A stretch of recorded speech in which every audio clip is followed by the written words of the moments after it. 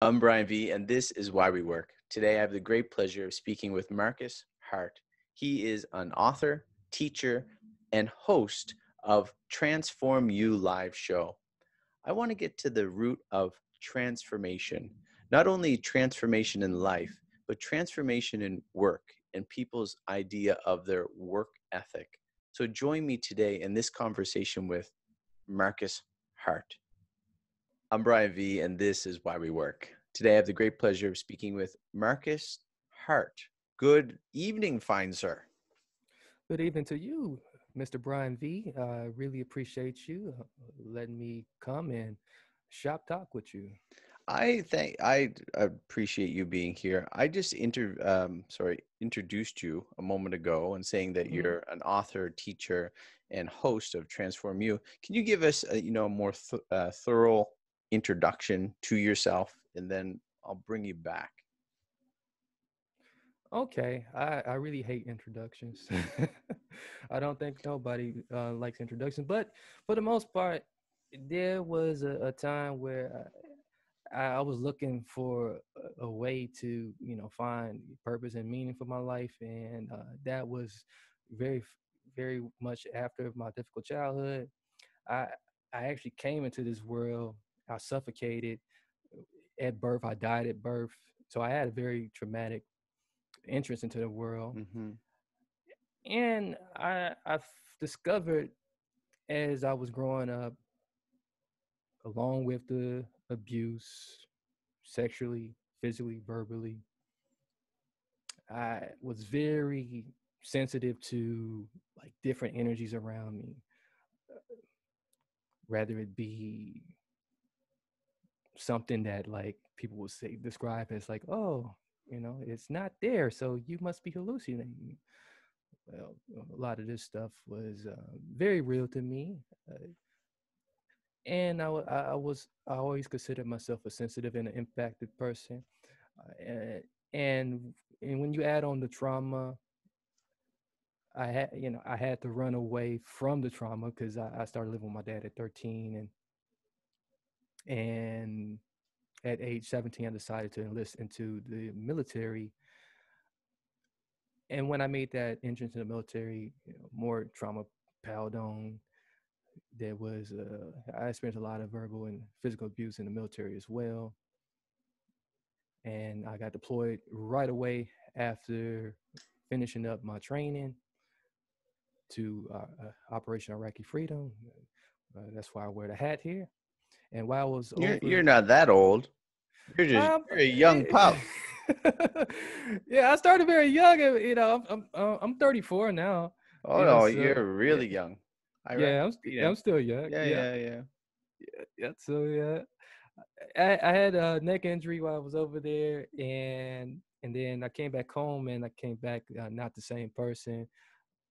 So a lot of the childhood stuff and the military stuff created the mental health issues that I had to transition and battle away from. So I spent about 7 years doing some work on myself, and also with some help from counseling and mental and being checked into mental health wards, rather through the VA or here in my city, to do some personal work to get rid of some of the addictions that I was dealing with, and to reduce the suicidal ideations.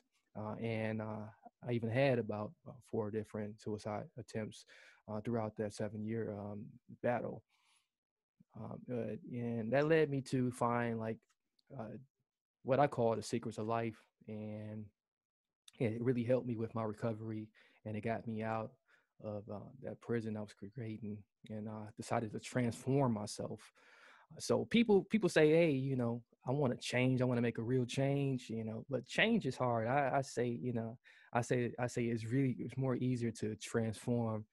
And if you use that language, you can transform. You can be whatever you want. It's like that question you could ask, like, what do you want to be when you Hmm. get older? So I asked myself that question. I said, what do I want to be? What do I want to be now that, like, I'm starting to like melt away some of these issues I'm having. I started by writing books. I wrote one while I was in the military. about my experience, but I got deterred away from writing, so I returned back to writing, and I started writing on some of the things I had learned, and I decided to gift my gifts to others, my healing abilities, Mm-hmm. uh, and also just my ability to connect divinely uh, to my higher calling. And I've been known to like be able to get some prayers through for myself, and also to, first you got to be able to get prayer through for yourself, but be able to also get prayers through for other people. So I became a spiritual teacher and mentor for a lot of people, and got them through some of their issues as well. And then yeah, so but now what I'm doing most recently is podcasting, and I have a podcast network of about 12 different shows. You, at first you said you don't like introductions, but that's a pretty good introduction. It's a long introduction, so you never know how long an introduction should be, though. No, it's good. And I'd like to bob and weave through all of, as much Yeah. as we can through some of those things that you said, because you brought up some pretty big and important and crucial topics and Mm-hmm. things that are impactful for many people, and where people tend to want transformation out of some of those things or into some of the other things that you've done. But Marcus, can you bring us back? I mean, it's interesting because I did read about you dying at birth, Mm-hmm. which, I mean, that that sets you on a different path right there. Once you're old enough and someone's telling you, you actually died at birth. You're like, oh, well, okay. Well, I've been given a second lease on life. And then Yeah. you're mentioning other things about prayers, and there's another rebirth that kind of happens there. But in through there and into the abuse, did you find yourself getting employment at a young age? And what was your first job that you got? Yeah, so I always wanted to get out of the house or get away, but there was also some financial struggles and hardship that my mother was going through, especially when she got injured on the job. And she was a single mom, if you said that you didn't She was a live single with your mom. dad until 13, Yeah, yeah? my dad was in and out of prison, so I didn't really get a chance to know him to about age 9, but I lived with him at age 13. It was hell, but my mom, yeah, she was single mother. We didn't really live in the best parts of the city. Uh, I'm probably not. I know I'm not the only one, but at My 13, mom and I yeah, lived in my hometown, single mom in the worst place of town. hmm But now I can look back and say, that's right. I was raised in it's called Seawood, and it's known as the worst place in town, at least the worst street in town. And yeah, so I know, but it gives you humility and gratefulness thinking about what your mom had to do and what she was trying to do on her own to get through that, and to where you are today. Then it, it it motivates you, and it gives you an appreciation for some of the struggles that other people go through. yeah. Because I actually heard it on another podcast on Tyson's podcast. He was saying that your mother's love is way different from another woman's love that you will ever like marry. And he was saying your mom will do things for you, that's for your survival, Mm-hmm. versus like when you get married to someone, that woman's actually doing things for her survival. So I'm It's a like, wow, I very never. true point. Yeah. Yeah, I said, wow, that really makes sense because um, when I look back on it and I think about all the things that my mom went through, and and then I wanted to give that back to her at age 13. I say, look, mom, don't worry about it. I got it. But she still, even with a back injury, she would still get up, try to cook meals, and try to Take take care care of of you. us. Like when I come home crying because I didn't want to go to work, and I had a rough day at work. She come here, baby. So what was the first job that you did? I worked at the old Milwaukee County Stadium for the Brewers. I was a Really? grounds That was Yeah, I your was a first groundskeeper. that was your first job. Yeah, that was a cool job. How Yeah, old were you then? I was 13. You were I worked 13. at, That's the job you're yeah. referring to. You were Hmm. 13 years old and working for the Milwaukee Brewers. Yeah. Yeah. How did I, that look? That reminds me of the movie Rudy. Did you ever see that movie Rudy? yeah. Yeah. I Right? love Like Rudy. the Yeah. groundskeeper and Uh-huh. Rudy's just trying to make his way and he had to get in the grass and cleaning up Mhm. after a game. What did you have to do? Yeah. That's basically what I did. Like I would, get peanuts, out of the dugout, and uh, So you cleaning their dug. Did you get to watch a game? got to watch games too. So sometimes I get a chance to stick around for the games, and so we Was we, we that prep we prep the field. was that about watching the game? Was that you were allowed to? They gave you a spot, or it was kind of you did your job. You might have been too tired, or you're not starting until after. How did that So work? it was a little bit of both. So if we got done quick enough, like if you got done with your area, Yeah, you can stick around. They'll let you stick around as part as a little bonus. yeah. But but you still had things to do, if they had something to do for you outside of like just field work, like you might sneak in, like, oh, let me see, they Yeah, yeah, playing the yeah. Dodgers Especially today. Let at me see. 13, you're like, Yeah. and these guys are giants, right? Right, and I played baseball, so I love baseball. I still love baseball, so Yeah. so yeah. So you really got into the dugouts after they were done. Mhm.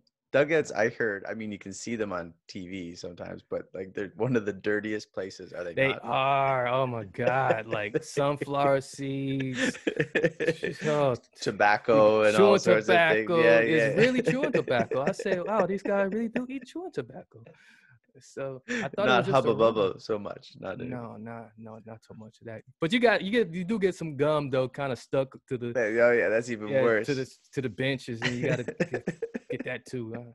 Yeah, I could see it go in there before a game. Now, gentlemen, yeah, I got to clean up after this. Can you guys just keep this a little bit neat? yeah. I thought about telling one of the guys coming in, like, man, because sometimes you'll see them walking past, Yeah. and and my friend, he'll be like, look at him, I bet it was him. That's funny. You're not looking for an Yeah. autograph. You're just finding out No, who's the one with the gum. you're right. How Exactly. long? How long did you keep that job, or was it seasons? It was seasonal, and I kept it about 2 years. I did it about 2 years. What got you that? Well, how did you get that job? But what got you out? I know you mentioned your mom, but what Mhm. really pushed you out to get it, and how did you get that job? Yeah. So before the newspaper kids, there was, I mean, before the internet kids, it was Yeah. real popular. There was something called a newspaper. So so I, you look through the yeah. classifieds. Okay. Yeah. Look through the classifieds, and I saw that, like, hey, they hired at the Milwaukee County Stadium, and I said, you know what? I don't care how old they hire at. I'm gonna just go talk to whoever's the manager, and let them know, that my situation, and see if they hire me. But at 13, why are you looking at what is that? I mean, you kind of hinted at it, but the motivation to look at a newspaper, the classify ads, I'm gonna go tell them my story. What was driving you at 13? Like I've done a few interviews now, Hmm. and most are not 13. 13 is getting like pretty young, which is Yeah. great. I think it's great for people to hear that kids can work at 13. But what was Yeah. getting you to look at the paper and get the job? It's pretty interesting because for a long time, I would just like wait and look, as I'll be paddling, like in my area where I live at, Neighborhood, yeah. because and just look in the window. I said, and they had the help wanted sign, and a lot of these places, I said, you know what, they probably won't fit me, but I'll ask anyway. So I went asking around, and then I came across a gentleman. He was inside of a bakery, and that was like one of the places I stopped at before I started looking in the classifieds. He said, Yeah. like, you can really speed up your time if you just grab a newspaper, kid. Uh-huh. I said, oh, okay, that makes sense. So I grabbed the newspaper, and looked at the classified, and so Was the desire though, was the desire solely to help your mom, or was there that another was my that desire? was my big why. That was my big why, to really help my mom, and to kind of take the burden off of her, because we was only going to be living off of unemployment until her disability kicked in, and unemployment at that time didn't really last long. So And you, we had food stamps, but so what well, did you do SNAP with, where we were. what did So you do with your money? So how did that uh work? So I mean, so your mhm, initial idea was to help mom, but then you yeah, get your paycheck. I mean, there's a temptation right there. yeah. I mean, unless, what did you do with it? So believe it or not, I remember my first paycheck too, because it's one of one of my favorite numbers is in there. So my first paycheck was $135.19. Yeah. And so I took $100 and I gave it to mom. I said, Mom, here's $100. You can do whatever you want. If you want to save some of it for me, that's fine. If you just want to use it on a bill, you can use it on a bill. And then I took $35 and then I was really big into the WWF like action figures Yeah, yeah. at the time, and I went and bought me a Stone Cold Steve Austin action figure and a pair of shoes. I mean, that's pretty good. I mean, you gave most of your money to your mom. Yeah. Like, do you remember her reaction, or were you prepping her, letting her know this is why you're doing this? She started crying. I remember her started crying, and she actually went in the room and started crying. She didn't want me to start crying. Like think about it. I was about to make me cry. Yeah, yeah. Oh, Brian, yeah, you taking me back, man. But yeah, thinking about it, yeah, she went in the room. She started crying, and and I felt real good. I feel real good. I was really happy on that day. I couldn't Um, imagine. I mean, I have yeah, two children, and if just out of the pureness of wanting to help a parent, yeah, like that's really good on you, especially at such a young age, right? yes. It's really good. So you did that for a couple seasons, and that only brings you to 15. Did you have other jobs in through middle school and high school? Yeah, I continued to work all throughout high school, and but like the some of these turned into summer jobs, but my next job at 15 was at a sub company called Blimpies. Okay. Um, and then I also worked with my dad too. My dad, he finally got on a good track, and he he um he started a construction company, and so I would work, some days with him and some days at the sub company, at the sub sandwich, yes, company. So. So you said living with your dad was hell, and you don't have to divulge that, but Mhm. were you guys able to mend at all, or it just became working together, working for him, and just carrying on with life? Yeah, it was mostly now when I worked for him, he was a it yeah. was, it was He made me not like he made me not like anything construction related. So okay. so so He didn't, it wasn't yeah. encouraging that sort Yeah, of so good I environment. learned a lot of carpentry skills, and Yeah. and a lot of other things but it's to the point now where I don't even want to pick up a hammer. I got a lot of bad imagery Yeah. from Yeah. just working with him. Just So the way he held himself and showed you his work ethic and how he maybe treated. yeah, but he had very good work ethic. That Yeah. if I got anything from him, very good work ethic, very intelligent, very creative, and that's definitely embedded in me. So with working in construction, how long before you got out of that? So I was kind of in and out, in and out, in and out, in and out, Was and that, sorry, was that because you were looking for other jobs and you always had that to fall back on? yes, it was mostly because of that, and Yeah. mostly because like sometimes he'll just force me, so so I won't I have no need you choice. today. Yeah. Yeah, sometimes I won't have no choice. It's like, Yeah. he'll wake me up, very early, and and then we off we go. But even that, if you think about it, in helping your mom in, financially, your dad, if he called you, Yes, he needed you. And whether you liked how it looked, right. it's still you were helping him in his Exactly. business, right? No matter how good or bad it was, or what you learned or what you didn't learn, just you being there, you were the son that he could lean on, because apparently, there wasn't many other people that he can call. Especially you're 15, right? you know. Yeah, 15. Yeah, and that was the family business. So and I mean, from what I was looking, he was getting jobs. He was getting a lot of contracts. So he was making the money, and he would pay me sometimes late. I don't know why. So I think he kind of did that, kind of motivated me to ensure that I was going to come back and work You sometimes. want your money, you got to come back to work. And not only, Yeah. like, unfortunately or fortunately, I think it's fortunately, is those lessons teach you some things, right? At Yes. 15, that you're not always going to get paid on time, but regardless if it's Yeah. your family or not, and how you carry yourself when you're faced with that adversity. I mean, I've seen some shows and stuff where people are just freaking out and yelling, and it's Yes. over $100, and this is not Right. many years ago, and that's not the way to react, right? But It's not. It's if not. you can get it from Definitely a not. family member, it teaches you some hard knocks of life. Yes. And then when you get older and the same thing happens, you're like, Yeah, you you know shrug it off. I've been And down this road before. that's very enlightening, Brian, too. It's very, very interesting that you bring that up, and you might have just gave me some revelation, about what I've been actually just been putting into, like, my, how I live now, Hmm. and how I Your own approach. tool belt. Yeah, my own tool belt. It's definitely a superpower that I have, and I guess I got from.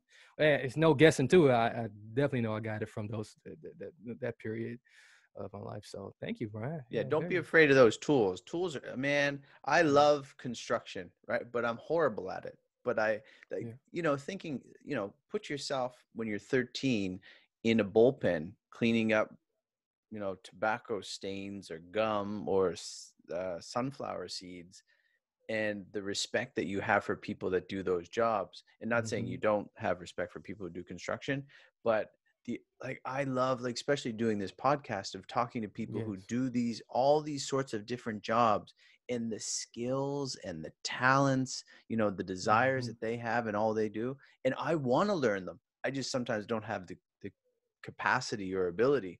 And I Yes. can look back probably on my life and find things where someone turned me away from something, but Mm-hmm. it really turned me away from them, as you mentioned, right? It's, Yes. their way of doing things, the thing, the building of a house, or, the shoveling of gravel, honestly, Marcus, if I could shovel some gravel today, I would be all for it. Just because of the profession that I have now, I'm not doing anything physical that, just, it's Yeah. good to get out there and get your hands dirty and get some calluses on your hand. And even though I might not want to do it, I might want to do it for the rest of my life. But even if I didn't, the Mm. idea that I would want to do it, and I'm willing to do it regardless of what experience I have with it, looking back at 13 in the bullpen and saying, these types of jobs, or even that job that I did before, that Yes. regardless of the person who turned me against it, right? Like, I had a paper route. If the guy was rude to me and fired me, and I'm like, well, I could be turned against delivering papers, but really it Mm. could have been just the guy. Or, when I did barbershop, maybe it was the guy, but really cutting hair is a good thing. So Yes. separate, because, you're sitting in your house now, and someone constructed it and they did a pretty good job. Mm-hmm. Yeah. And that's very true. And especially what you said about, like, okay, if I can go do it right now, I won't have no problem. And that's absolutely true. Sometimes it is, we do, like, put too much emotion into the Baggage. Yeah.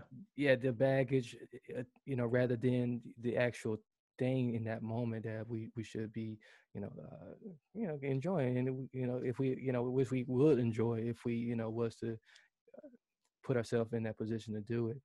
So, and I have found myself where, I have gotten great satisfaction with work my dad, most recently here. Okay. I did some work with him recently to just to help him out. Yeah. I didn't charge him nothing. I said, no, you ain't got to pay me nothing. So, but he really was insisting on paying me. I said, why? so, so yeah, so I did some things with him, kind of early in my, you know, kind of recently, and both once I reached my late 20s. What kind of construction is it that he does? What is it? He does residential and commercial work. He does everything, side and Okay, um, yeah. plumbing work or Oh whatever. man, I would love to side a house right now. Yeah, Wouldn't you, Marcus? You and I side by side I with our would do it. tool belt and Uh, a hammer and throwing up some siding. That stuff yeah, looks good when you're all done. yeah, Some plumbing, you turn on a tap and it actually works and it's not exactly, flowing in your face. Like, when exactly. you get your own house and you can fix something, your wife says, "Hey, honey, this is broke." "Don't worry, dear. I can do it." Like, there's a great satisfaction in Yeah, that. it is. Or you have the It is. ability to build something out in the back with your kids. Like Right. yeah. So yeah, put that in your tool belt, the idea of separating the emotion or the baggage and say, Mhm. these are some skills that I've learned, whether I use Yeah. them as my real job or just do it as a hobby. Like, you see Mhm. people in a workshop just tinkering around with something and Yeah. building something. I love that. I just don't got the skill. Yeah, I think that's gonna be me when I'm old. In a garage, just messing around with stuff. So, You're right. And you might even be phoning your dad up. "Hey, dad, how can and he got some of that skill. And it's just, yeah, the baggage that comes with it. So exactly. in your high school days, were you starting to think of a career? I know you went into the military, but was there something that was boiling up as something you desired you wanted to do? Yeah, it's quite interesting. I was looking at a job in federal law enforcement. I wanted to be an FBI agent or CIA agent. So that's something I really wanted to do. So I wanted to do something in the government at the government level, and yeah, but the military kind of knocked on my door first at age 17, and I said, well, I still get to shoot a gun. Man, That's you what I did. said. That's what I said before I learned that, like, yo, you don't say gun, you say rifle or or handgun in the military. You don't say gun. I would So have said gun. I don't know the difference. But man, I'm thinking of you got hit in the face with a hard the hard realities of life young. I mean, at 13, you got your first job. You're working with your dad at 15. By 17, you're already getting the military coming knocking on your door and you're ready to go. Like yeah, that's pretty jam packed, right? I know, like yeah. just thinking of my own life or some other people I've talked to, they're 20, 21, 22, trying to figure out what they're going to do, 25, 35, 45, 50. So what did you decide to do in the military and when did you go? So when I took the test, the ASVAB test, I scored pretty high. I had options. Yeah. I could have been on the fire support team. Yeah. I could have went to officer training, um, and but something kept But like I don't know if it was the the salesy recruiter Yeah. I've or seen a just few of them. yeah, or it's just me, a little bit of me too. That when the job supply clerk came up and explained all of the other aspects of what you learn with Hmm. being a automated logistics supply clerk. Yeah. It's just more than just supply, because it gave it kind of fit me because like kind of fit my brain because like well, it fit what I wanted to switch my brain to. Yeah. I wanted to be more of like this guy that's in kind of like in a more of a clerical position, kind of more of like but I don't want to be so clerical that I'm not doing anything, Hands-on not physical stuff. not hands offish. I Yeah. still want to get my hands dirty. I still want to be able to look at things in patterns, look at things in a way where I can have some type of control, some independent control over it too. Were you mentioned you like baseball and still play baseball, but were Mhm. you in good shape for boot camp? Yes, I was in good shape because I played sports throughout school, and Yeah. one of the sports that got me like really in great Prepared. condition was I wrestled. Besides baseball, Hmm. I also wrestled. I played football. I did a little bit of basketball. So and yeah, so How yeah, how how was your and boot track, camp? and I did track too. How was boot camp? Boot camp for me was pretty easy. They really had to like smoke me. They had to like they really had to do all that. Yeah, I had 4 drill sergeants trying their best to just gas me up, and they finally succeeded. What do you Uh, mean by gas you up? Like break you down? yeah, break me Is down. that is Yeah, that the so idea? yeah, I was really yeah, I was a hard guy, hard guy to break So in. what was it that was so hard? Well, having been getting being I guess abused by my father, and so I was very angry coming in, and I had this mentality like I don't care who gets in my face, it don't matter, I'm used to it, so. So yeah, with that part, were you like really good staying on an island by yourself and they perceived that, or you were confronting them and they needed to break that down? So when yeah, they I was really good just being in my own lane, and and that just that wasn't the way. For basic training, they wanted you to be more of you know a- assimilating into the culture, be get that camaraderie, so that you can be brother Part and of the team. part of the team. And like I just didn't like team. I didn't, especially being a very successful wrestler in high school. I got team for It's what? me. It's me. It's It's me. me. I'm You good know, with me. I'm good with me. And right before I left for boot camp, me and my dad got into a real big tussle, and I slammed him down on the ground, and so so I was like, man, I'm not taking anybody's stuff, so. So yeah, like I think you said it, but so you weren't confrontational with them. No, You no. did everything you needed to do, but Yes. you weren't gelling as much as you needed to. Right. Right. And then what happened was because like people noticed this, people started like flocking towards me. And like I'm I never really considered myself like, that type of charismatic. Well, early on, I was never really a charismatic leader or wanted to be anybody's leader, but Hmm. they thought I was trying to start a gang within within the military because everybody kept, would look to me and see what I'm going to do Hmm. first, Hmm. and but I was doing the right thing, so they couldn't really punish me for like doing the right thing, so. Do you know why you were like that?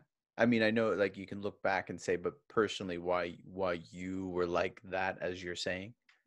Well, most of the job positions contribute to it. Also, a lot of jobs gave me the opportunity to work, to do stuff independently. I even stuff I did with my dad, it was like, he kind of left me, by Hmm. myself to like Hmm. kind of do things independently. It would only be a few things. I was, and then having to take care of my mom for that little bit period of time, and being the eldest child. Would you say, just, I mean, if you don't mind me asking, but is it a trust thing too? Like I would have that problem growing up the way I did, Yeah, it trusting was. like I see what you're trying to accomplish over there, but then you have to open yourself up to be part of that team. Yeah, so the bullying in high school really, and then the sexual abuse at age 11 and not at age 9 and 11, that really, really kind of had my trust kind of messed up. So Yeah. I didn't want to let my guards down for many people.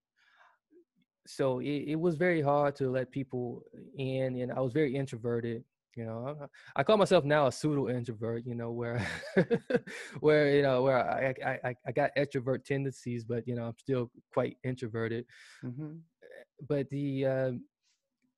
but Trust yeah, factor was a big yeah, the big deal. trust was really big. I know exactly what you mean. I had very similar experiences, and the idea of trusting someone first, but once you trust them, then you're all in. And as you Yeah. were saying, is you were doing everything you had to do.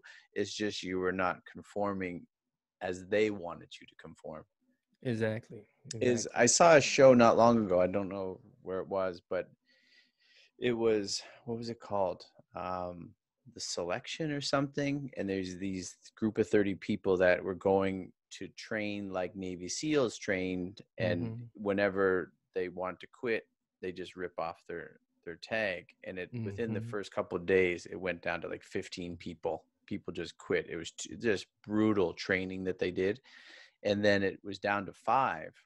And then one guy got in trouble, like, so 8 days in or something, it got down to five, and he got in trouble. And rather than him only getting in trouble in the other four, because it's a competition too, whoever is Yeah. selected, this, who makes it to the end would be selected.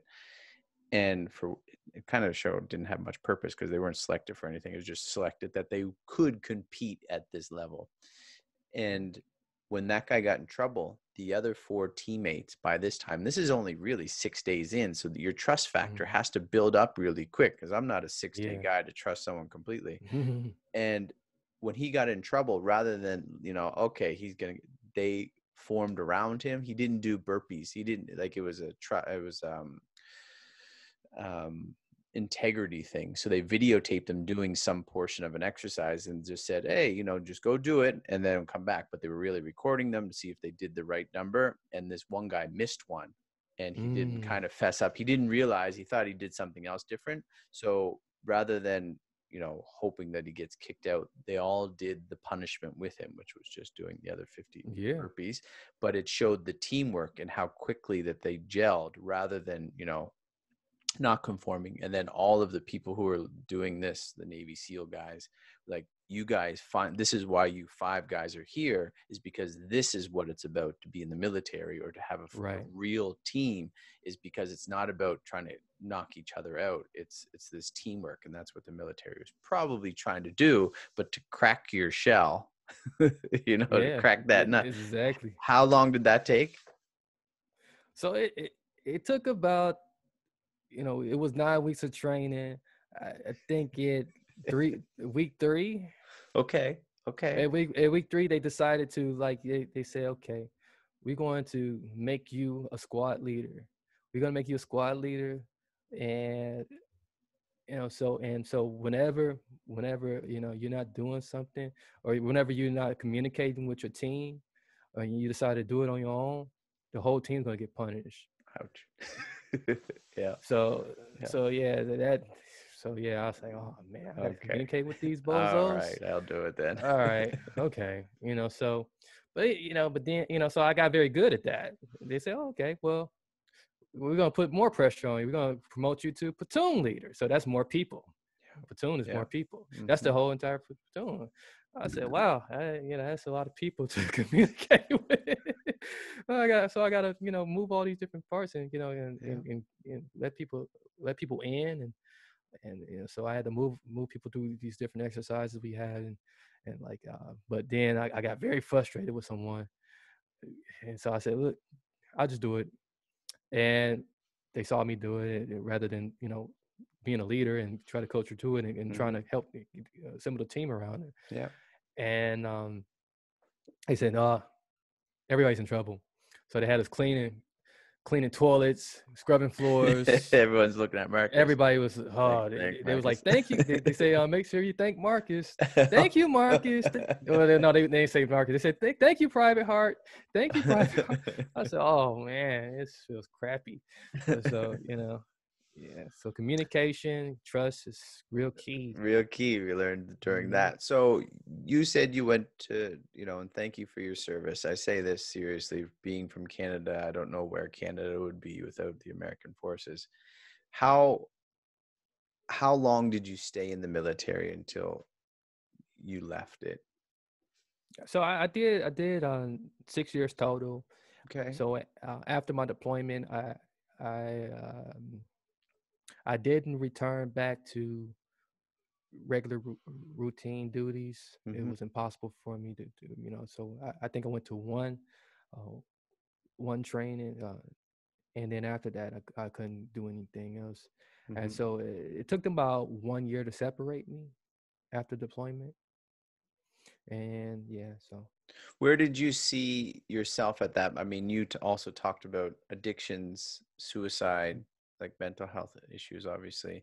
Um, and I mean, I'm no psychologist, but Mhm. looking back at growing up, a lot of this is a snowball effect. It's not Oh probably yeah. one instance in the military. It could have been, No. but it just seems like this upon this upon this upon this. Where did you start to see a light in your transition from the military into the private sector or in the civilian world? And how did this for you, your transformation start to come about?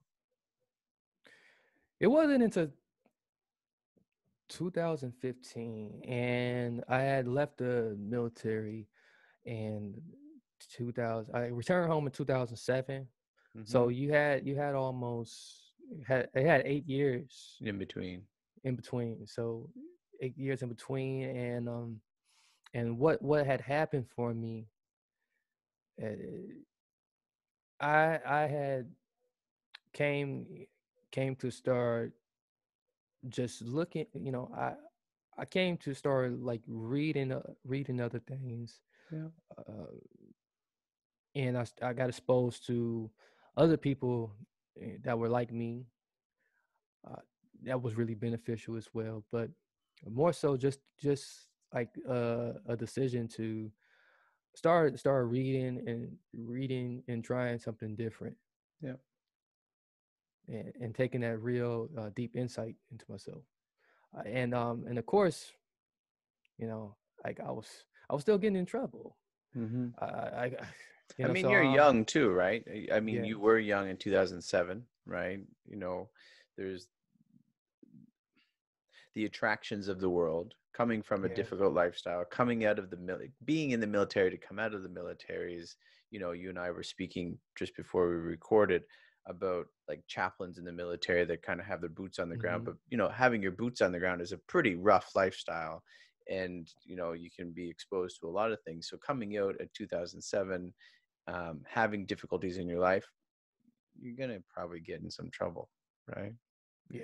It's kind of part and parcel. They go hand in hand when you're dealt, or you've experienced this side of life. Then to find pleasure or find escape, it kind of leads to down paths that you probably, in hindsight, would have preferred not to go down. Yeah, absolutely. And when you got kids, when you start having kids, kids really can, push you to start looking at a different option too. Do you have And then, children? yes, and the crazy thing about that year, I had two in the same year, in that same year. Uh, so it was just real big reality opening Hmm. up for me, that say, okay, these kids need me to provide.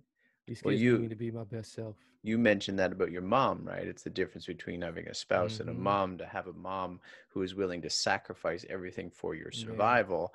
And then if you're young and getting, having a difficult life, and then two kids are presented to you, and that realization that, oh, I should be sacrificing everything to them, but do I have the capacity to do so right now? Do I, am I in the right yeah, state of mind? And, am I ready?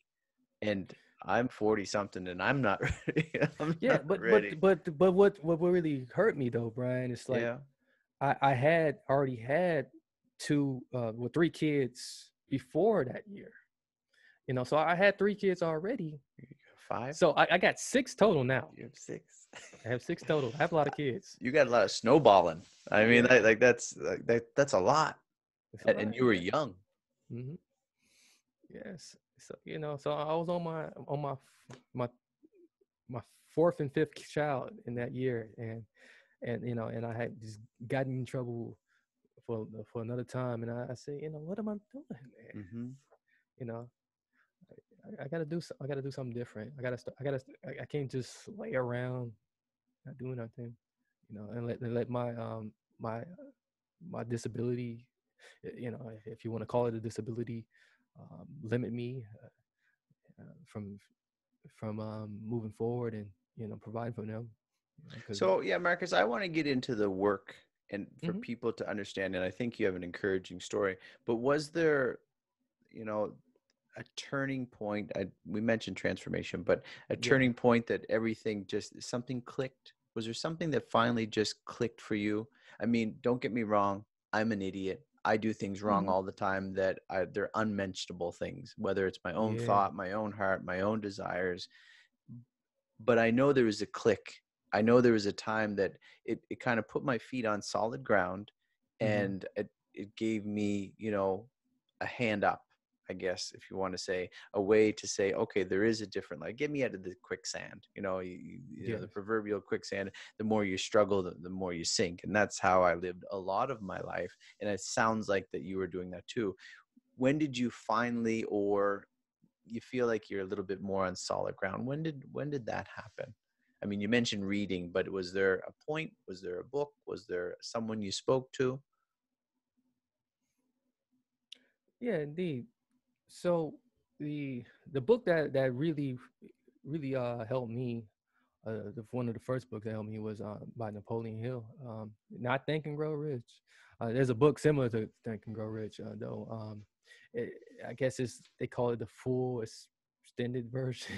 Okay. I think the Think and Grow Rich is the laws of success, the 12 laws of success. So it's just the original manuscript of Think and Grow Rich, without the deletions. Okay. I think people really should check that one out, because it's missing. He's but reading that, and also talking with with someone that was very dear to me before they passed, that year, which was my grandmother. Um, so there was just some words of wisdom, Mm-hmm. that I couldn't get anywhere, from both that book and just also my grandmother too. So you mentioned this in the beginning. So what does Marcus Hart do in the run of a day now? I mean, a lot of people say COVID's changed some things for many Mhm. people, but what keeps you busy? What keeps you active now? So currently now, I got my own podcast. I got five that I either host or co-host, and then outside of those five, there's other shows. So 12, 12 total, 12 other shows on a podcast network. I'm growing that podcast network, continuing by adding more shows that are similar to mine, either similar to mine or along, or kind of along the philosophy Mm-hmm. in which I put out into the world, and and then also still manage the internet radio station that I started a real long time ago, and At, and I at still yeah. at this point, is that sustainable? Are you working other places as well, or is that this is the source of your income? At this time, this is the source of my income. So this is So became you're doing, comes I as mean, I don't know how you do mhm. 5 podcasts. I could hardly do one. Like I mean, you're doing 5 plus the other 12, but Yeah, like, I don't know how you're able to do that, but you're doing it. yeah. Yeah, so yeah, so that's sustaining me, and I still make myself available uh, uh, for coaching, mentoring, and I, well, with COVID, the only thing that changed was speaking, speaking publicly. Hmm. So, Hmm. so I haven't did anything speaking related other than Hmm. my podcast. Yeah. What is it you find difficult? I mean, I couldn't imagine doing hosting or co-hosting 5 podcasts and the network you're building in the work that you do, even with speaking when it's on more frequently. What is it you find that's difficult or challenging about what you do? I think the most difficult thing that I have found, and is way different from my old mindset, before I was in the military, is that like I still don't feel like I got enough help. So, because I do have a team, but we're finding that the you know the amount of content that we're putting out and the amount of marketing power that it takes. We still are working long hours, and and and I think when when you stretch out when you stretch out everything that you do day to day in your tasks, and then you have to like delegate those, you can still like overestimate, overstep, things that, like, okay, I was doing this for myself, for one podcast, but now I have to, really look at how to delegate, Hmm. each individual fine detail to someone else, so that like it can leave room for me to go, find us more money, go Hmm. uh, do other activities that like will help to continue to grow us and sustain us. It's it's funny because you're realizing the true importance of team. Yeah, Right? Like yeah, it's and it's hard, right? Because a lot of people know, but people don't know too, is for you and I to sit here for an hour or so, then there's editing, then there's promoting, then there's scheduling of a new guest, and then, doing it over again or revamping, and there's a lot. And that's just one. And you're doing yeah. 5 plus 12. And Oh finding my. fresh content, so like, man, it's, and we still feel like we're like, like not hitting every point, because Hmm. the network part of what I do started this year's July. So this is what I just got into this year, and I already have 12 shows and more shows knocking on my door that wants to be involved with what we're doing. So what is the advantage of starting a network? I'm seeing networks pop up and I'm, Mhm. tempted to jump on, or, what is the idea behind a network, podcast network in particular? The And it's exactly what we were just talking about, team. You have a team behind you. You got the help of other podcasts to swap interviews if you need swap interviews. Mhm. You have this additional marketing engine behind you to put out your work. And with my network, we have an in-house team. So if you want us to to help with editing, help with other things, we will do it for you, Mhm. and we don't charge you. So because what you put out, as long as you mention TransformU Media Network just one time somewhere in there, or just allow us to put the logo on there, you're not only helping yourself, but you're helping everyone that's a part of that brand. And then it's good leverage in advertising and value for the big sponsors. What I'm finding is that I was doing it wrong in the beginning. Like I was still only pitching my show to the sponsors, and I said, "What am I doing? I should be pitching everyone's, all of us together collectively, because Mhm. we have bigger numbers together collectively. Our numbers are big together versus as one. It's like the sticks example, where you can break one stick easily, but if you take all of them Mhm. together, it's harder to break, and you got more. So when you give more to advertisers, you give more audience numbers, you give more social media numbers, follower numbers, whatever whatever they're looking for, and all those different graphics. Advertisers are more like, oh, okay, well, not only do I got one show, I got all these shows. Yeah, how much you want to pay us now? That's So a hard, selling, or, trying to get advertisers. yeah, it is really hard, so it's very hard. But I'm finding it very much now. I'm learning more, and it's becoming a little bit more. It's a little bit more easier as I learn more. Marcus Hart, as you learn more, what are you finding as your biggest satisfaction in your, building a podcast network? What is bringing you the most satisfaction? It's just learning the learning experience that I'm gaining, and and the fact that it's forcing me to be more consistent. I think one of the things I most desired was to be more consistent. And so now I'm seeing a lot more consistency, Mhm. and just my routine. It forced me to have more of a routine, and I like that. Like, okay, I have a routine now. This actually feels like this is what I'm getting up to do now. I get great satisfaction out of that.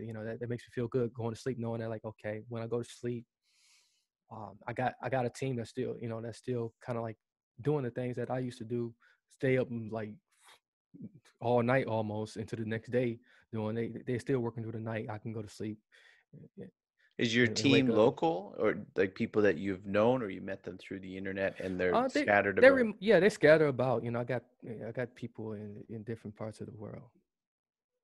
What is it, Marcus, that people do not understand about maybe you as a teacher, an author, a podcast host, or developing this network? What do people not understand about you that you would like them to understand so they can have a better appreciation of you and your work that you do? That's very interesting.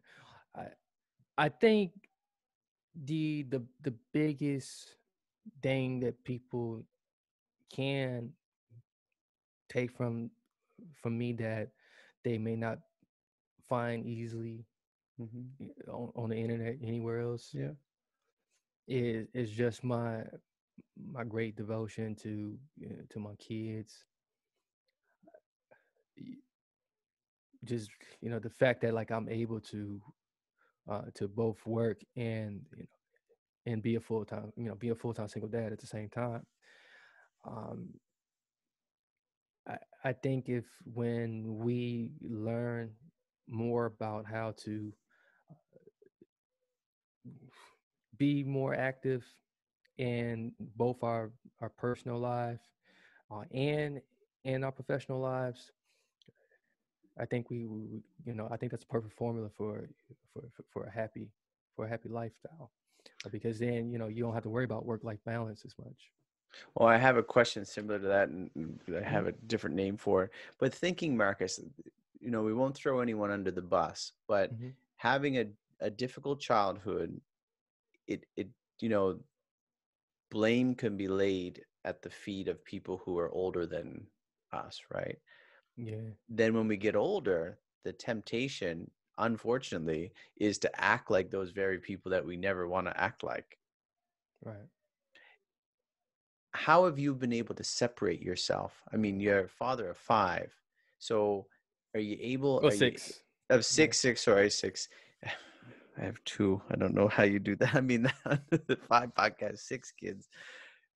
Are you able to go play catch with your kids? Are you able to go run around, play around, go play some basketball? Are you setting that time off to the side and trying to be different? Because for me, there's that temptation of, the people that I knew that I never want to really act like, I sometimes act like, and, Mm-hmm. just because it's something that you knew growing up.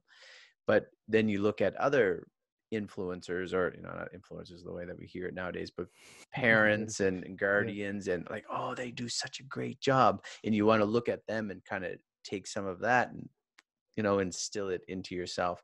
Are you able to do that? I mean, a single father of six, um, are you getting some of that time in? I think it was very important to me after my last rough relationship. I said, yeah, like, man, I got six kids that actually love me, and I said, That's a lot of love. yeah, I said that's a lot of love. I said, man, I said you know if I can make time to go on a date, Yeah. if I can make time to go do something else, I can definitely appreciate get all this love from them. Hmm. And so it used to be a time where I had them on a visitation schedule. I don't even care now, like Hmm. whenever you want to drop them off. Yeah. So, Yeah. Yeah. and and like, and that's not is and it's not being motivated. It's not, very early, my first child, I was like, I'm gonna be better than my dad. I'm gonna do this, I'm gonna do Hmm. that. And, and I was on a road to Yeah. to being Yeah. very crazy, very Mhm. extreme on the, like, The on the best over dad ever. loving, Yeah. and yeah, best dad ever. And and my oldest son is super spoiled because of it now, and very expensive now because of it now. I mean, this guy got a You whole set the Jordan fit. standard, yeah. Yeah, he got a whole Jordan fit, like right out the wound, and like, like I never got Jordans. So No, so neither yeah, did but I. then I'm like, okay, I can't do this because of this, because first of all, let me forgive my dad. Let Yeah. me give some forgiveness to him. Let me be more compassionate to and meet Mhm. him where he was, and Mhm. understand Mhm. where he was during that time. Exactly. And then let me be compassionate to myself. Let me know what's within my limits. Let me do Mhm. what's within my limits. Always Very know wise. what your limits are. Yeah. A lot of people don't know their limits. Yeah. How do you stay productive? I mean, what keeps you going? And maybe it is your children, but Mhm. with being so busy, I mean, I think you're in a profession, and I think we both know this, that you can be as busy as you want to be. I mean, because Yeah.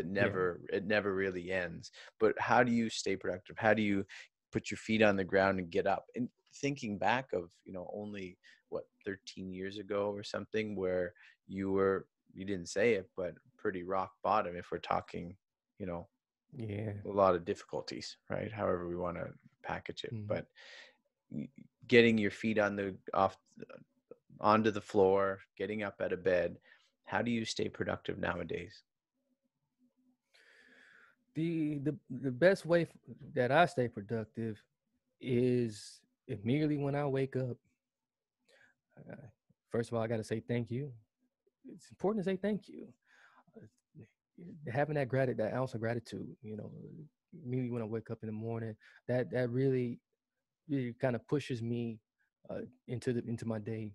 Yeah. And now, if I don't do that, if I miss doing that, if I don't get up right away and just say thank you, I, I know the rest of my day is going to be kind of like off and on, off and on. I'm going to have to find some other way to motivate myself. You're asking, thank you to who, right? In this world of Yeah. so many mixed messages and stuff, I gotta ask. I mean, are you thanking yourself, or who are you thanking? Because I know you're not thanking me. No, I'm not thinking. I just met you, No. dude. That's a good No, answer. no. I'm absolutely thanking God. So Thank you. Yeah. for me personally, I'm Yeah. thanking God, Yeah. and the, the, that's who definitely carries me when I don't have any energy, when I don't have the ideas. I ask Him for it. So the productivity part, Mhm. the planner, I can have the planner, I can have the dry erase board, which it took me a long time to actually get a dry erase board. So now that I have one, it's helpful. But Mhm. really, a big part of my productivity, Starting your day off.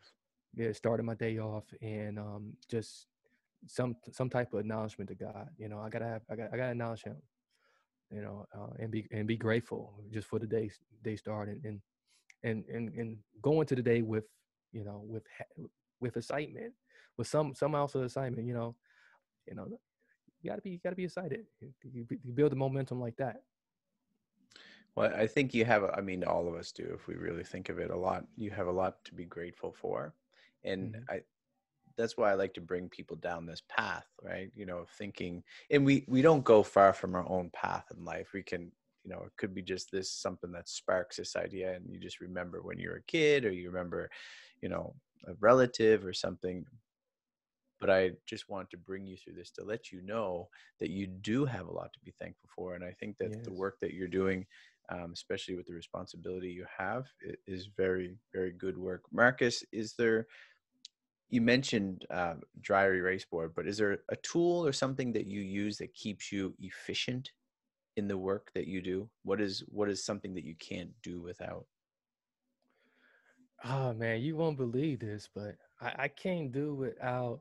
Um, Man, it's gonna sound like I'm endorsing them though. So I thought you were going to say Nike Well, Jordans, but no. no, No, I say what it is without saying the company, because I don't want to endorse nobody.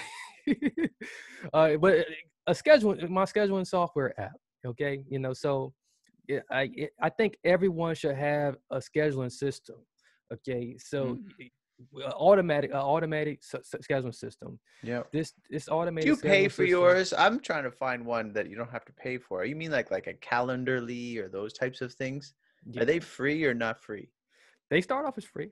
They Yeah, start off as free. they got a free version. They got Yeah, a free version. They got a paid version. okay.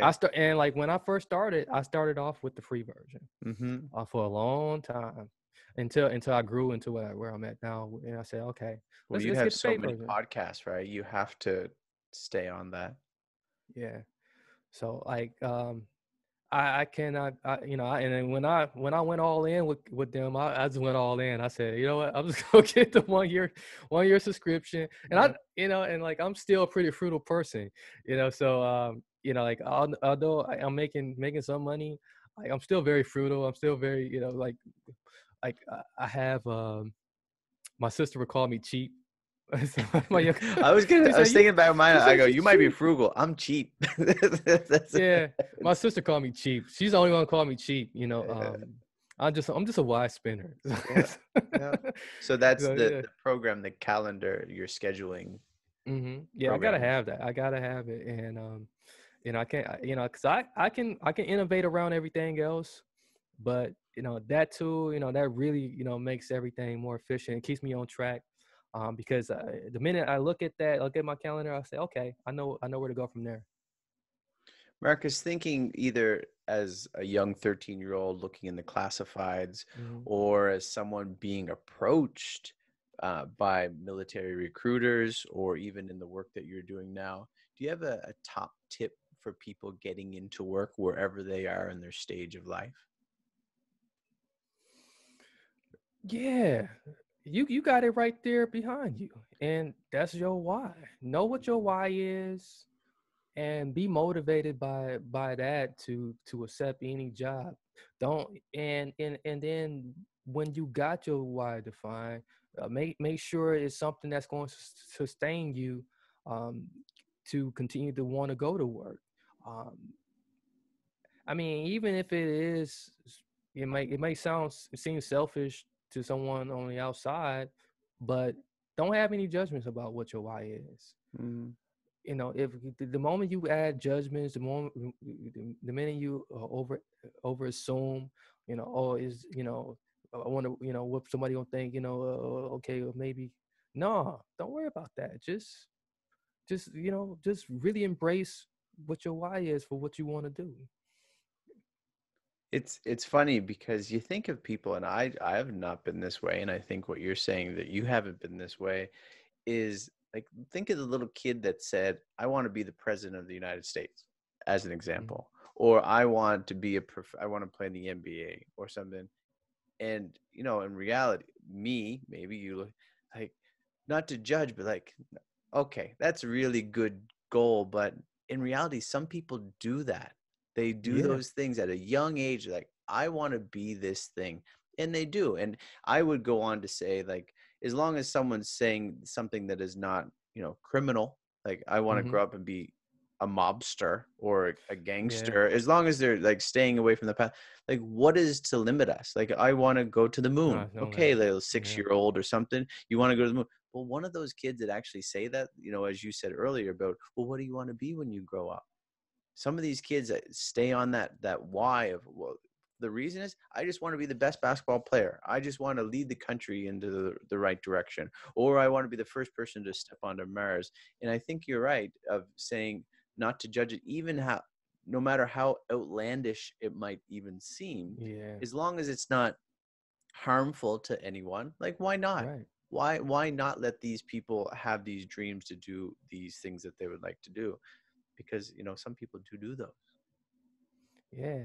That's true. You gotta stay curious. You gotta stay that curious kid. You gotta have that big Even imagination. adult, who wants to That's what I'm change their talking about. I hope there's hope for us, because if not, I'm doomed. Yeah. Yeah. So I may change what I want to be when I grow up. and maybe another year or two. So, Yeah. I might, do this for a while, and who knows, Hmm. might be moving on to the next thing. Yeah. But that doesn't mean I don't love it no more. But Yeah. it might just mean it's time to do something else. So Talking about life and changing, how do you separate your work? I mean, we talked a little bit about your kids, but how do you separate and make those keep your life choices? You mentioned life work balance, but someone else said they heard someone else say life uh, balance choices. well, yeah, work life Yeah, choices and yeah, that work life sort of the balance. Yeah, life yeah. work choices. How do you separate them and make the right choices, or you at least hope to make the right ones? I like work life choices, and I'm glad you use that, because I don't, I believe in that. You got to add that choices to that, because we do got choices, Mm-hmm. and we have to be okay with the choices we make. A- and that's hard for a lot of people, because they think they're like, okay, I'm about to choose to take, I'm about to choose to walk away for 10 minutes to just go and place this phone call to grandma, and just Mm. let and see how grandma's doing. Or I'm about to take an hour away to take mom to the grocery store. Or I gotta tell mom no today because I need to finish this. Mm-hmm. You gotta really be able to push down that conviction that rises up, that guilt that rises up, Mm. because a lot of times it's not yours. It's not coming from you. It's not yours. And so what you do, you just take a deep breath, blow it out, and say it's okay. Because like sometimes we wait, we still have that childlike mindset that's like waiting for somebody to tell us that, like, oh, it's okay, you can go. Like, Mm. we haven't gotten out of Approval. out of that Yeah. out of that approval validation type of mindset. You got to break away from that and start being your own adult. So a lot of us are adults, but we're not our own adult to ourselves. We think we need someone to validate the Mm-hmm. choices we make, or Yeah. approve the choices we make. Yeah. There's a Mom doesn't. difference. Yeah, mom's gonna be okay. Grandma's gonna be okay, and the client that you have in front of you, if you explain to them like, hey, I might be a little 10 minutes late on Mm-hmm. delivering this. Sometimes you can do like me, just deliver it late and be okay with it. I'm not recommending that. Yeah. And some of my clients, they might hear that and be like, "Well, this guy." Well, no, sometimes you have to, though. Mm-hmm. You know, sometimes you don't may not have time to, like, make that extra phone call, make that extra email. Sometimes you just got to do it and then come back and then explain. Yeah. But be okay with that. You have to, tell yourself, yeah, it's okay. You know, you see people go and buy them Hostess cakes all the time. And they know they shouldn't have one. Yeah. Especially if they're on a diet, and like, you already had your cheap snack for the week, and then you want to load up on more, like, so you okay with with that, but you're not okay with giving yourself a break to go do something good Mm-hmm. that's for your spirit and also for someone else. So I don't know. People choices be kind of weird to me sometimes. Yeah. It's you were saying about not needing people for those choices, and it's the difference between needing people, because I think we all need people for Oh yeah, various reasons, but not that validation of, always looking to, and sometimes that will hinder us and lead us in different directions for that validation, especially as adults, right? I hope my kids yeah, look to me for some of the choices they make now, but trusting them that they will make, because of what I'm trying to teach them or instill in them, yes, that they will make the right decisions and make the right choices as they get older. But for us as adults, not to be holding on to the validation of some people, and not being afraid, trying not to be afraid to venture out on our own and spread our own wings. yeah, yeah. I tell a lot of my my mentees, my spiritual mentees, a lot. I say, you don't have to keep coming back to me for every little thing. Mm-hmm. Like, come to me for the things that you really really need challenge, really pressing and really challenging. Because I gave you the answer. I gave you solutions. I gave you things to put in place. And and once I tell them that it's okay to, to start trusting yourself, to start trusting, because you're not really trusting yourself. You're really uh, trusting that deep intuition, that that deep connection you have with God, to to move forward and decisions that, like, that are, as that aren't as complex as, you know as, yeah, I guess, something that's life pressuring and If we're requires honest, another. Huh? I'm sure you had experience with this of people getting into podcasts or people doing something new. So Mhm. if I go on to a forum with people in podcasts, you can see the same questions over and over and over again, Yeah. right? So people just don't know. So we have to acknowledge also that when we're doing something new, I mean, you think of children, like I'm not sure, how old is your oldest child? Must be He's 11. 11. Like, so thinking, okay, where do I want my kids to go to high school? Right, if that Mhm. is, if it's a choice of, where would I like them to go. So those are new, like, things that we've never, I mean, first having a child, like, okay, how Yes. do I change the diaper, or Mhm. what stroller do I buy, or what clothes are good enough for the winter or summer, and those things that are new to us. So we look for people and we wonder if it's okay. So there is that temptation to look for it, but you're probably going to figure a lot of it out on your own by making your own decisions. But as in podcasting, people make these same, probably bring you multiple questions that you just hear over and over again. But they could just, what microphone should I buy, what headset should I buy, what platform should I use, Yeah. pick I, one. I- I'm laughing because I get to see questions all the time. All the I time. said, man, like, do you know how many forms of this stuff? Yeah, like, well, I guess you want to know from me, but but I always, I rather for people, and I think we all should, like, at least make the mistake first, Hmm. and try to assess the mistake, before, like, we can't, like, I think a lot of times people want to strike it right the first go around, Hmm. like, strike it 100% right to the T, perfect, absolutely right. But when I look back on my life, like, a lot of things that I just decided to just go with the flow and just Hmm. do, like, it's a lot of it was wrong. But Hmm. if I had not made those mistakes, I probably wouldn't have learned. I probably wouldn't have gotten experience. I probably wouldn't, been able to uh, have the amount of knowledge I got now, and be able to return back to some of those experiences and say, okay, I've been here before. I've been here before. So how can I maneuver this time? So, so I think we really need to, allow ourselves to, and be okay with, like, okay, well, if this isn't the right decision, um, you know, how painful would it be? Okay, if it's not, if it's not that painful, Hmm. if it's not going to kill me, if it's not going to kill nobody else, okay, fine. I'll sit with it and I'll learn from it. At least I can go. It will force me to go and find the answer, because a lot of times people don't want to go find the answer. They don't want to go find the answer. Um, but try to make this mistake first so you can have that experience.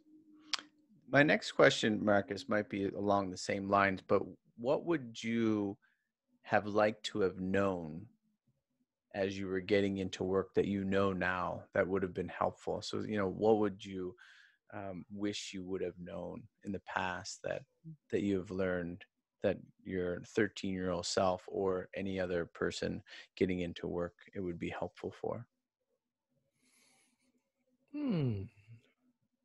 I believe what would have been most beneficial to me back then, which is what I'm learning now, is just teamwork, just being able That's to work hard with too for others. kids to, and me It myself is. to really appreciate the Mm-hmm. value other people bring to Yeah, an organization of sorts. yeah, yeah. I think if I would have got that early on, and had that kind of had that routine kind of played back to me, I think I, I would I would be a better communicator with my team, and also be able to move my team um, uh, faster without so much of like relying on what I learned from the military. Because like military and civilian, uh, a lot of it crossover, some of it doesn't. Mm.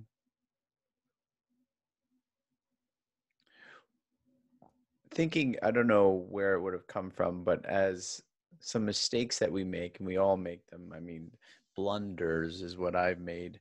Um, what is a big mistake that you have made that you've learned the most from, that you're able to take with you each day, that we probably still forget the lesson, but it's pretty consistent and always being there and reminding you you don't want to do that again? I can give you one professionally. If you want one personally too, you can Both let if me you know got. after I tell you the professional Oh, sure. Whatever you got, I'll take it. one. Okay, so the professional mistake I made, I I believe I made a mistake. What the biggest mistake was, not I didn't follow up with with a former client, and just after a delivery, and just and just show them my appreciation. I When I didn't do that very early on in in business, it really I saw it like how it kind of really it was reflecting in my work as well, Hmm. because I was not I was trying to just hurry up and just get them out the way and go to the next one, Hmm. and not really foster the relationship. So once I made that shift, I saw a difference in my business. I saw a difference in how I do business with people. But if I would have did that very early on, I would have a lot more friends, a lot more partners, um, a lot more repeat customers than what I have now. I interviewed a guy, Jamie J, and it just he sticks out in my mind. And I think it's something we all know intuitively is he said, and it just felt like he was completely thinking of the person. He was thinking of me, but he told me because I asked him Mm-hmm. about it. He's like, he's tuned into the person he's speaking with, right? Just bringing complete care. There's no phone, there's no, other distractions. You don't have a plan outside of this particular conversation, and dialing into the person and pouring everything he has into this. In his case, would be a podcast as well. But Yes. having that um, desire, I think it shows in him. And as you said, where you lacked that, where you learned from that, it showed in you, in your work ethic. I mean, me too. I do the same thing, right? Even Mm-hmm. in dealing with questions, saying, okay, I got that question asked, I want to ask the question, but not actually listening to the answer that someone, and we Right. do this with relationships, right? Whether it's Yeah, girls you or do. boys, spouses, or, Oh girlfriends or man. boyfriends, or our own kids, right? Exactly. And so it's a valuable lesson to learn, and that we make those mistakes all the time. It is. Yeah, man, and yeah, it's about to make me cry, man. Just thinking about it, man. It's so like, I guess sometimes I get emotional. So, yeah, Well, the we always try to move to the next thing. What we yeah, have we is know. so important, and what Yeah, cause and that's how the the world really been, too. You find in that, people like so fast lane here. Well, it's mostly here in the U.S. oh, it's Maybe it's over here too. maybe it's okay, okay, okay. Well, that's cool. Uh, that's yeah. People don't have time. They they want when they want it fast, and then they go.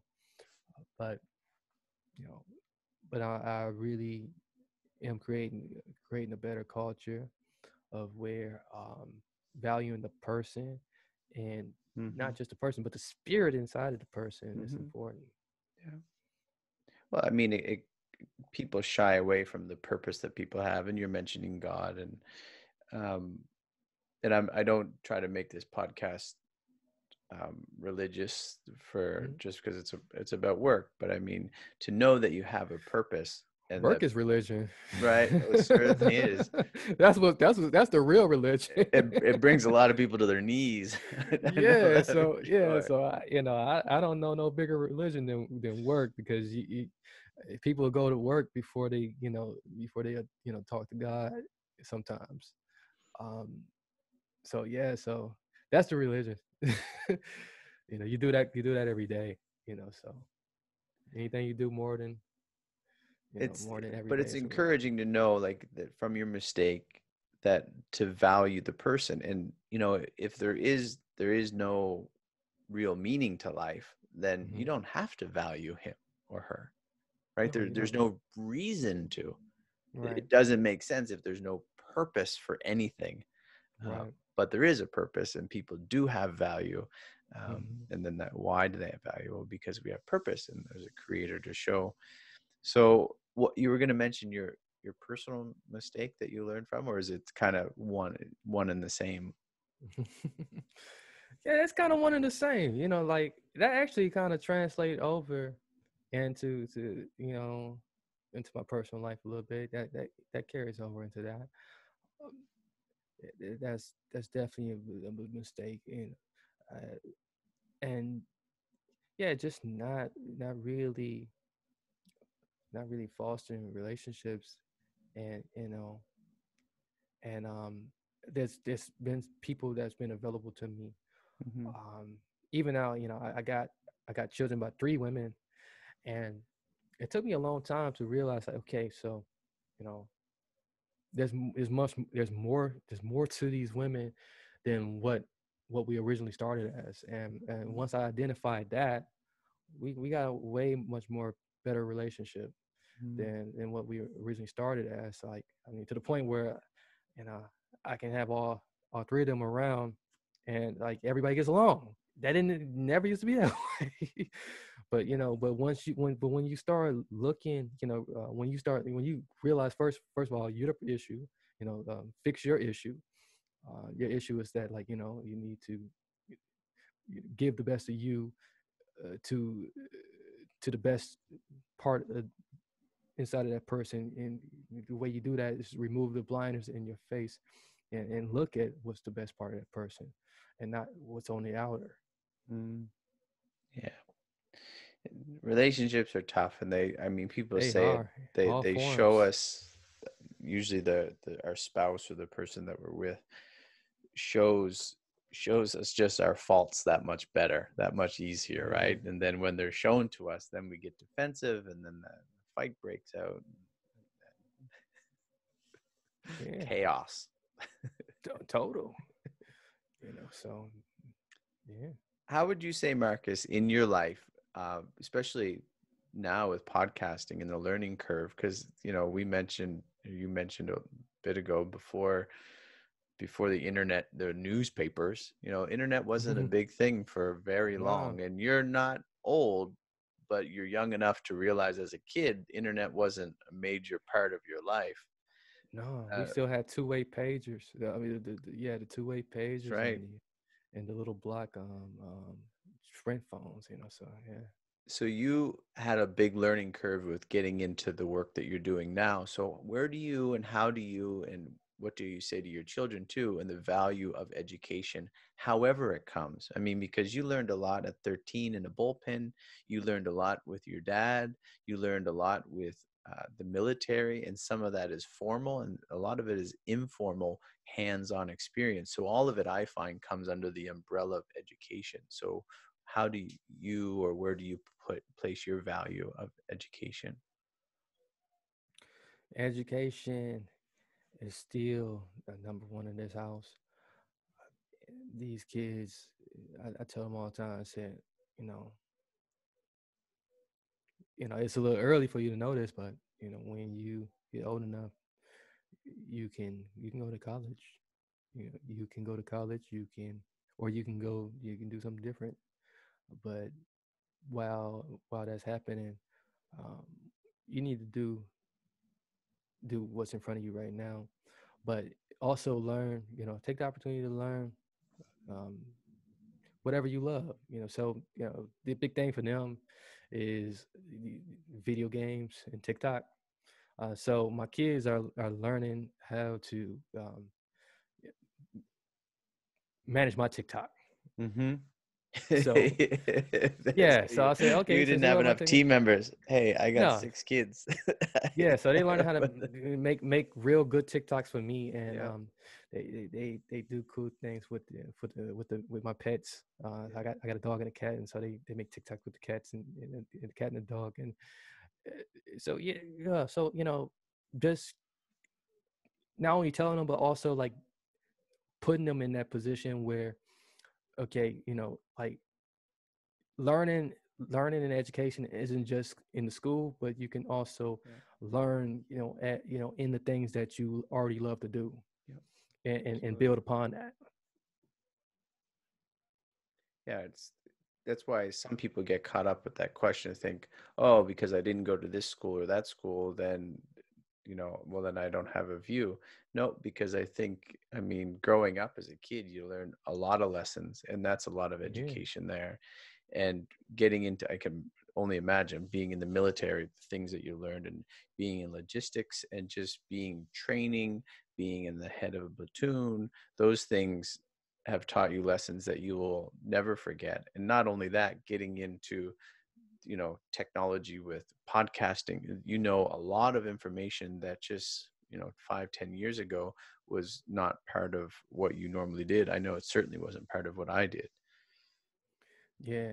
Well, and my education, I like to think my education was in many folds.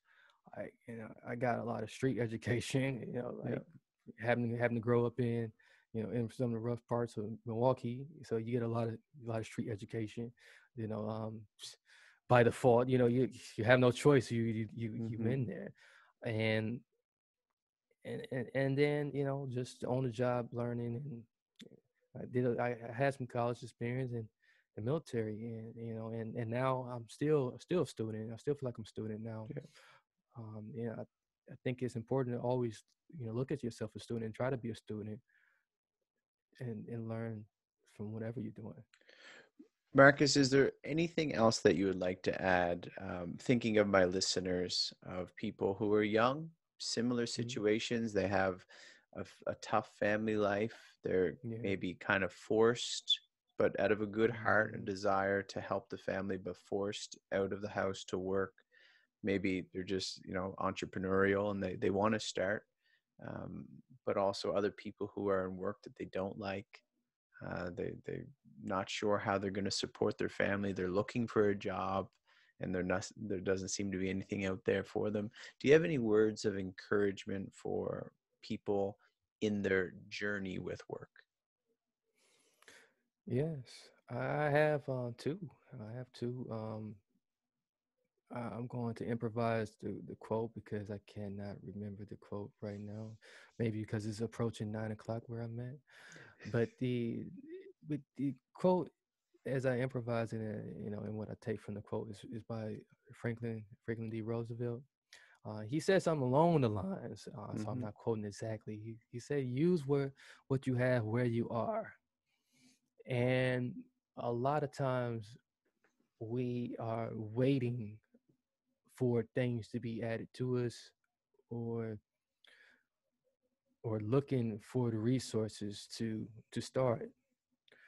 But if we realize what's already inside of us, what God has put inside of us, and we start there, we, that should be enough to motivate you to move forward in anything you want to do. And you and then the other part of that is my book title, uh, Think Possible, Be Possible. You have to first think it, and once you think it, and remove the fear of it, be possible. Know that it's possible, and start being possible. Be an active participant in the things that you first had to think that it's possible, and be possible in it. we can't let life just happen to us, and we can't let circumstances, although they may seem bad, we take what seems bad, we transform it and make it work for us, because there's opportunities that are already there within you that you just haven't tapped into yet. Think possible, be possible. Marcus Hart, the author, teacher, and host. How can they find you? So the best way to find me, you can follow me on Twitter at Marcus_Hart. Fresh new Twitter page. So I'm not doing any ranting or any political stuff on there. So feel free to follow me there, Marcus_Hart. You can get more information about the podcast network, or any other podcast, by heading over to TransformU.us and TransformU broadcast. That's transform the letter U, broadcast.com, or TransformU.us. Marcus, I have one final question, and that is, why do you work? I work because God has called me into this work. I believe firmly that God has called me into this work to touch others, and there's a bunch of His lost sheep that needs to be returned back to Him, and to know that He loves him, and that love can be shown through me. I also work for my family. My family needs me. They depend on me. They love me, and then of course I can't leave myself out. I do it because I love it. I do it because I love it. I get great enjoyment for what I do. Marcus Hart, author, teacher, and host of TransformU live show. Thank you for your time this evening, and it's been a pleasure. Oh, same here. Thank you, buddy.